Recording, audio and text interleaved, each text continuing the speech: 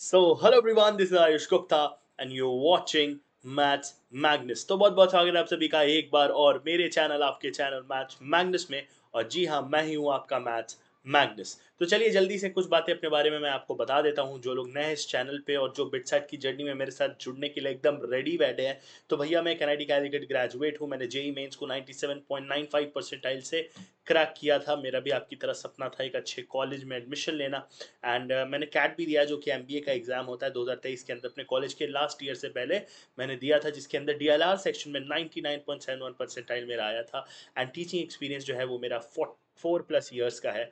ठीक है, 4 ईयर्स मतलब उससे ऊपर हो गया इस डोमेन में मुझे प्रोफेशनल टीचिंग करते हुए। और ये जो चैनल है उसका सोल पर्पस है, जहाँ भी मैथ्स होगी, जहाँ भी रीजनिंग होगी, भैया हम लेकर आएंगे। हमने पकड़ लिया है बिटसेट, हमने पकड़ लिया है वीआईटी ट्रिपल ई, हमने पकड़ लिया है कॉमेट के। और लास्ट ईयर मैंने जो है इसमें से 2 एग्ज़ाम को ट्राई किया था जितना हो सके कवर करूँ। कॉमेट को तो बहुत कवर किया था। वो सारी प्लेलिस्ट जो है आपको जो है मिल जाएंगी मेरे चैनल पे। तो मैथ्स मैग्नस भैया खोल लेना और अब वहाँ पे आपको आराम से प्लेलिस्ट वाले सेक्शन में बिटसाइड भी मिलेगा, आपको वीआईटी ट्रिपल ई भी मिलेगा और कॉमेट के भी मिलेगा। जो जो एग्जाम की तैयारी कर रहे हो भैया, मसाला रेडी है, खाना शुरू कर दो पनीर में लगा के। ठीक है, और जो लोग बढ़िया है ना नॉनवेज खाते हैं, वो लोग बढ़िया एकदम उसको मजे से खाओ। भाई देखो सिंपल है यार, कंटेंट मेरी तरफ से जा रहा है और यहाँ बिटसेट में भी मैं आपके साथ हूँ। आई नो ज़्यादा दिन नहीं है, बट जितने दिन भी है मैं आपके साथ हूँ। कमेंट सेक्शन में ड्रॉप कर दो क्या चाहिए क्या नहीं चाहिए। ठीक है, कोशिश पूरी रहेगी, जो जो मांगोगे वो लाकर मैं आपको प्रोवाइड करूंगा। चलो वीडियो को स्टार्ट करते हैं बिना समय गवाए। ये क्वेश्चन है यार, देखो कोडिंग डिकोडिंग आपने टॉपिक ऑलरेडी देख लिया होगा। ठीक है, अब कोडिंग डिकोडिंग बहुत ज़्यादा पूछा जाता है, रिपीटेड टॉपिक है। और इसके लिए डिमांड भी मुझे 2-3 मेरे सब्सक्राइबर्स के थ्रू आई थी। तो मैंने सोचा पहले इसी को करा देते हैं। तो देखो यार, 2025 में पूछा गया सवाल है, ये one of the most standard सवाल है, मोस्ट इजी सवाल है। इसमें कुछ नहीं करना होता है, सिर्फ सिंपल लॉजिक से होता है। देखो यहाँ पे क्या बोला है, यहाँ पे बोला है कि 253 का मतलब है कि 253 जो है वो कोड है बुक्स आर ओल्ड का। Books are old. अब देखो भैया एक बात है, बोल रहा है 546 जो है, 546 जो है उसका मतलब है मैन इज ओल्ड। ठीक है भैया। अब तीसरा क्या बोल रहा है, अब कह रहा है 378 मतलब बाय गुड बुक्स। अब देखो एग्जाम में तो आपके पास इतना समय नहीं होगा कि तीनों लिखो। आप चाहो तो क्वेश्चन पे ही मैं जो भी बताने वाला हूँ उस तरीके से सॉल्व कर लेना। क्वेश्चन में कैसे कट करोगे मैंने यहाँ लिख दिया है, आप क्वेश्चन में कट कर सकते हो, मैं बताता हूँ कैसे। देखो इसको बोलते हैं स्ट्राइकिंग ऑफ मेथड। यहाँ पे क्या बोला है, 253 का मतलब बुक्स आर ओल्ड और 546 मतलब मैन इज ओल्ड। अब देखो यहाँ पे ओल्ड और ओल्ड को स्ट्राइक करना है, यानी कि सेम और सेम को स्ट्राइक कर दोगे। यस और नो बोलो, समझ आएगी नहीं। ये आप डायरेक्ट क्वेश्चन पे कर सकते हो, मैं क्वेश्चन को खराब नहीं दिखाना चाहता था, इसलिए मैंने जो है यहाँ पे किया। नहीं तो मैं क्वेश्चन में कर देता, लेकिन वो बहुत क्लमसी सा हो जाएगा। आपको क्वेश्चन पे ही करना है।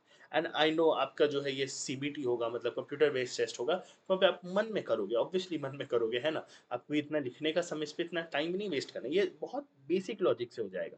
अब देखो यार सिंपल है, अब यहाँ पे क्या बोल रहा है, यहाँ पे बोल रहा है देखो बुक्स आर ओल्ड, ओल्ड तो कट चुका है, बुक्स और यहाँ भी बुक्स, दो जगह बुक्स है ना। तो बुक्स काटो और कॉमन वाला पार्ट हटा दो। तो कॉमन क्या है, 3 कॉमन दिख रहा है मेरे को, 3 कॉमन दिख रहा है मेरे को, हटा दिया, बस हो गया भैया, काम खत्म है। यानी कि 2 जो है वो क्या कर रहा है, आर को संबोधित कर रहा है। आर का मीनिंग क्या है, आर किसके लिए स्टैंड कर रहा है, 2 के लिए। ये लो आपका आंसर आ गया, ऑप्शन नंबर ए। यानी कि आर जो है वो 2 के लिए था। Simple as that, simple as that. ये स्ट्राइक ऑफ मेथड होता है, ये one of the most repeated questions type है। ठीक है, this is the first question type जिसको मैं स्ट्राइक ऑफ मेथड बोलाता हूँ। ठीक है, यहाँ पे आपको कुछ नहीं करना होता है, आपको बस स्ट्राइक ऑफ करना होता है the common ones, strike off common ones. ठीक है, ये एक तरीके का हो गया, ये 2025 में ही पूछा गया सवाल है। ठीक है, चलो यार एक और देख लेते हैं। अब ये दूसरे तरीके का सवाल है। ठीक है, इस ये तो बहुत ईजी सवाल होता है। ये होता है word to number coding. Word to number यानी कि हर वर्ड पे एक नंबर का कोडिंग आ जाता है, हर वर्ड का एक अपना कोड होगा। ठीक है, हर वर्ड का एक अपना कोड होगा। That can be according to, जैसे ए नंबर 1 पे आता है, बी नंबर 2 पे आता है, सी नंबर 3 पे आता है। ये आपको याद होना चाहिए। जैसे जेड हमारा 26 अल्फाबेट होता है, करेक्ट। तो मैं इसके लिए ना बेसिकली मैं क्या करता हूँ, मैं एक ए याद रखता हूँ। ठीक है, एक एन याद रखता हूँ। ठीक है, एक आर याद रखता हूँ और एक जेड याद रखता हूँ, बस। ए अपना कहाँ आता है, 1 पे आता है, ये 14 पे आता है, correct. O P Q R, ठीक है, ये 18 पे आता है और ये 26 पे आता है। तो अब ये मैं है ना थोड़ा थोड़ा गैप पे ये 4 याद रखता हूँ, फिर इनके अकॉर्डिंग मैं थोड़ा सा बना लेता हूँ। तो ये आप चाहो तो इस ट्रिक को आप याद कर लो, ठीक है, इसको भी याद कर लो। कई लोग इजोटी मेथड से याद करते हैं, इजोटी E5 के लिए जे, है ना, ऐसे करके JOTY ऐसे याद करते हैं, सबका अपना अपना तरीका होता है। मैं ऐसे याद रखता हूँ, ठीक है, आप चाहो तो जैसे याद रखना है रख सकते हो। अब देखो बहुत सिंपल है यार, ये वाला क्वेश्चन अगर आप देखोगे तो ये कह रहा है डेंजर, ठीक है। अब मैं तो टीचर हूँ भाई, मैं तो सब लिख लिख के एक्सप्लेन करूंगा, आपको इतना नहीं करना है। आपको एग्जाम में क्या करना है मैं बता देता हूँ। 21, 14, 12 और 25। अब देखो यार, सिंपल, मेरे को इतना पता है कि डी जो है वो 4 नंबर पे आता है, लेकिन यहाँ पे 11 लिखा हुआ है। ठीक है भैया, 4 पे आता है लेकिन 11 लिखा हुआ है। मुझे पता है A1 पे आता है लेकिन यहाँ पे 8 लिखा हुआ है। मुझे पता है R18 पे आता है लेकिन यहाँ पे 25 लिखा हुआ है।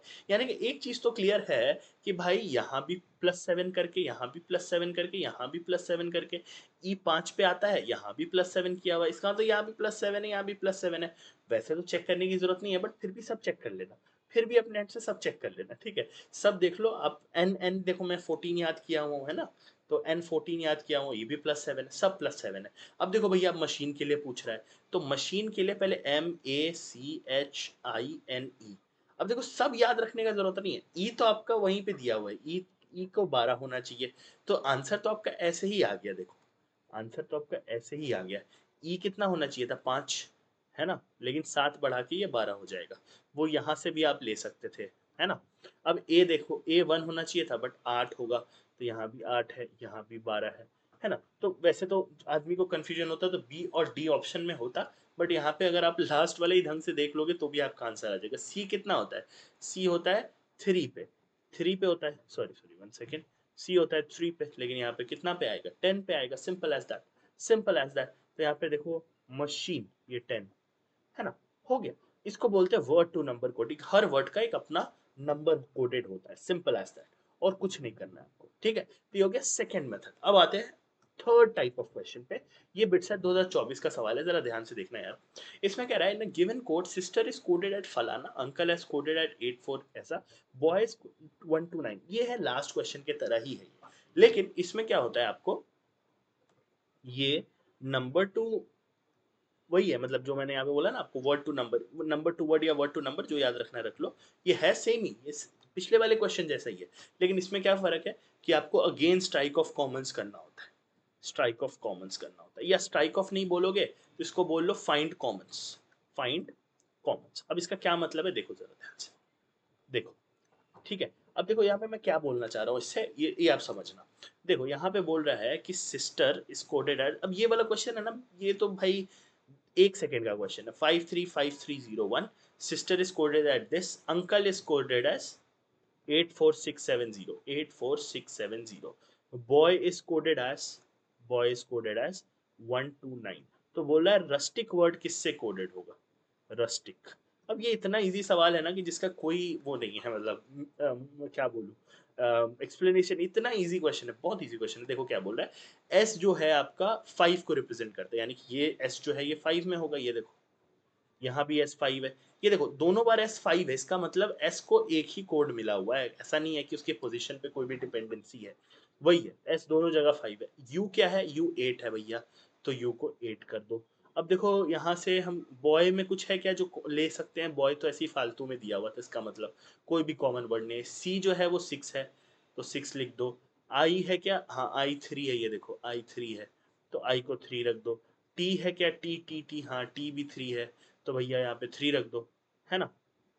तो 85336, 85336, ये रहा ऑप्शन नंबर बी। आर का 1 होगा, हाँ आर का 1 है, ये लो 1853336। सिंपल एज दैट, कुछ नहीं करना होता है ऐसे क्वेश्चंस में, कोई लॉजिक नहीं होता है, सिंपल नंबर कोडिंग होता है। This is the third type of question where you basically find the common. अब आओ चौथे तरह के सवाल पे। वैसे मैं इसको वैसे कोडिंग डिकोडिंग में ही रखता हूँ, कई टीचर्स नहीं रखते, पर मुझे लगता है ये उसी का पार्ट है, ठीक है। अब देखो क्या बोल रहा है, बोल रहा है कि a plus b means a is the mother of b, a minus b means a is the brother of b, a into b means a is the father of b, a divided by b means a is the daughter of b। अब बोल रहा है कि भाई ये वाला जो लिखा हुआ है ना, ये वाला, ये क्या होगा, which of these is not correct, मतलब अकॉर्डिंग टू ये कोड क्या सही नहीं है। अब देखो इसको है ना थोड़ा सा ब्रिक बाय ब्रिक बनाया जाता है इस क्वेश्चन को। देखो कैसे, मतलब p माइनस के, पहले p माइनस के बनाओ। p माइनस के मतलब आपको यहां से देखना है a माइनस बी से। a is the brother of b, so p is the brother of k। p is the brother of k, उल्टा is not correct. k is the brother of a, p बोलना। देखो p minus के लिखा है मतलब p is the brother of k। k is the brother of p, उल्टा vice versa is not true. तो हम एक चीज बोल सकते हैं कि ये ब्रो है, ठीक है। p is the brother of k। अब ये ब्रो भी हो सकता है, ये सिस भी हो सकता है, ठीक है। वो तीसरा जेंडर मत ले लेना कंसिडरेशन में, with all love to all the genders in the world, but दो ही अपन लेते हैं, ठीक है, इस वाले क्वेश्चन में। चलो, अब क्या लिखा है k into Y. k into Y का क्या मतलब है, यानी कि अपन किस में देखेंगे, a इंटू बी में देखेंगे। a is the father of b, अच्छा, तो k is the father of y। तो भैया एक चीज तो समझ में आ गया कि सिस तो नहीं हो सकता, क्योंकि k जो है एक फादर है, ठीक है। अब वाई सन भी हो सकता है, डॉटर भी हो सकता है, ठीक है। हम दोनों लिखेंगे, मेल जेंडर फीमेल जेंडर दोनों पॉसिबिलिटी साथ में लेके चलते हैं। चलो भैया बढ़िया है। अब किस पे आएंगे, अब आएंगे हम y माइनस जे पे। y माइनस जे मतलब अगेन यही वाला देखना है, y is the brother of j, ठीक है। चलो y is the brother of j, यानी कि ये सन है, डॉटर तो हो नहीं सकता। अब ये j मेल हो सकता है, फीमेल हो सकता है, अभी के लिए ऐसे लिखो। अब देखो मैंने इन दोनों को ना y और j को एक लाइन में लिखा है ना, मैंने इनको अलग अलग लाइन में नहीं लिखा, एक लाइन में लिखा, बिकॉज वो एक जनरेशन के हैं।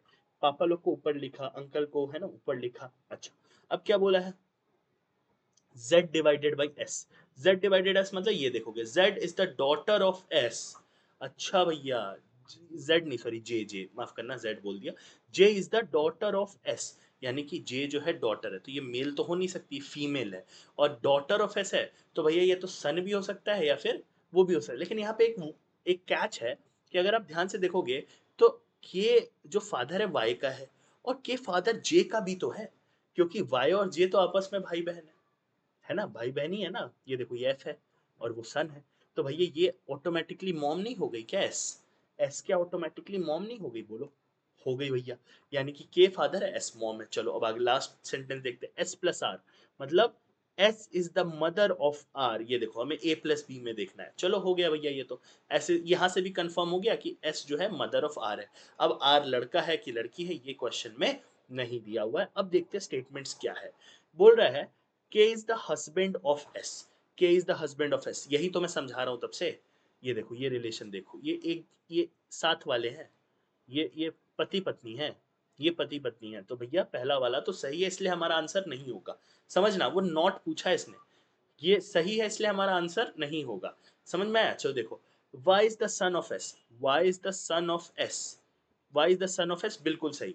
y जो है वो s का सन है, इसलिए हमारा आंसर नहीं होगा, है ना, क्योंकि k और s तो आपस में पति पत्नी है। समझ में आया। और y जो है वो एक मेल है, y जो है एक मेल है। समझ में आ रहा है, चलो ठीक है भैया। तो सन ही होगा, डॉटर होने के चांसेस नहीं है। j is the daughter of p। j is the daughter of p, नहीं भैया, कौन बोल दिया आपको, ये तो स्टेटमेंट सही नहीं है। जे डॉटर नहीं है, ठीक है, जे डॉटर जैसी है, बट जे डॉटर नहीं है। मतलब वो चाचू है, पी जो है वो चाचू है। पी फॉर पैरट, वो चाचू है, ठीक है। पी फॉर पिकाचू, वो चाचू है। पिकाचू चाचू, ठीक है। वो चाचू है भैया, वो बेटी जैसी है जे उनकी, but he is not the real father. यहाँ फादर का मतलब, डॉटर का मतलब एग्जैक्ट वही होता है। ऐसा मत बोला यार, वो भी तो चाचू की जो बेटी की है, नहीं भाई बेटी नहीं है, वो भतीजी है। चल, अब क्या बोला, P is the paternal uncle of R. हाँ, अब बात आपने सही करी, पी जो है वो पैटर्नल अंकल है आर का, बिल्कुल, क्योंकि वो के का भाई है, के उसका पापा है आर का, और के का भाई है पी। तो भैया ये भी सही है, इसलिए ये आंसर नहीं होगा। Answer would be option number C. Simple as that. बोलो इसमें किसी को कोई प्रॉब्लम है तो समझ आया यार। ये देखो, ये 2022 में पूछा गया सवाल है। मैंने यहाँ पे 25 के भी लिया, ठीक है, 24 का भी लिया, यहाँ आपके सामने 22 का भी सॉल्व किया। 23 में नहीं था, मुझे 23 में कोई अलग सवाल नहीं मिला। तो ये 4-5 कैटेगरी के ही सवाल ओवरऑल बिट सेट में पूछे जाते हैं। आप खुद ही बताओ इसमें से कोई भी ऐसा था जो आपको ऐसा लगा हो कि भैया हार्ड है। मैं तो नहीं बोलूंगा मुझे कोई लगा जो हार्ड होगा, कोई ऐसा हार्ड नहीं था। तो प्लीज भैया अब आप लोग सजेशंस देते रहिए। मैं बार बार एक ही चीज बोलता हूँ, सजेशंस, सजेशंस दो, अगला वीडियो क्या चीज पे चाहिए, है ना। बिट सेट की तैयारी आई होप सबकी बढ़िया चल रही है, ठीक है। कमेंट करिए, अपने फीडबैक्स दीजिए, ठीक है। तहे दिल से आप लोगों का हमेशा शुक्रिया रहता ही है। टेलीग्राम में आ जाना यार, टेलीग्राम की फैमिली को बड़ी करना चाहता हूँ मैं, चाहता हूँ 1000 की फैमिली हम जल्दी टच करें, इसी एग्जाम सीजन में टच करें, ठीक है। तो टेलीग्राम का जो लिंक है वो आपको डिस्क्रिप्शन में, कमेंट में, और इवन आप डायरेक्ट टेलीग्राम पे सर्च करोगे तो भी आपको हमारा मैथ्स मैग्नस एक सर्च में मिल जाएगा। बाकी ये 3-4 तरीके होते हैं प्यार दिखाने के, मैं कभी बोलता नहीं हूँ और आज भी नहीं मिलूंगा, बोलूंगा, सॉरी, मिलूंगा तो बट बोलूंगा नहीं। मिलते हैं एक और नए वीडियो में एक और नए टॉपिक के साथ। Till then take care, bye bye everybody. मिलते हैं जल्दी। सजेशंस देना कमेंट में, ठीक है, क्या चाहिए, मिलेंगे, नया लेकर आऊंगा, नया वीडियो हेल्पफुल होगी। 15 मिनट की ये वीडियो है, पूरा डिकोडिंग कोडिंग सब समझ में आ जाएगा। Bye bye.